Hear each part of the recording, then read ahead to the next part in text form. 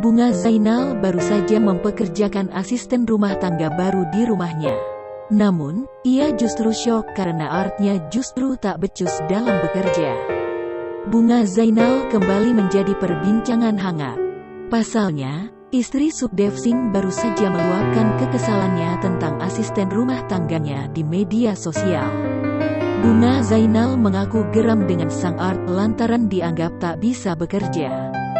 Hal itu disampaikan Bunga Zainal lewat unggahan Instagram story-nya, Minggu tanggal 8 Agustus tahun 2021.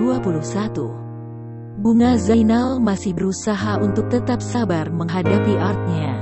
Namun, kesabaran Bunga Zainal mulai hilang saat artnya justru tak membantunya di dapur. Istri Sukdev Singh mengaku syok mendengar ucapan art tersebut.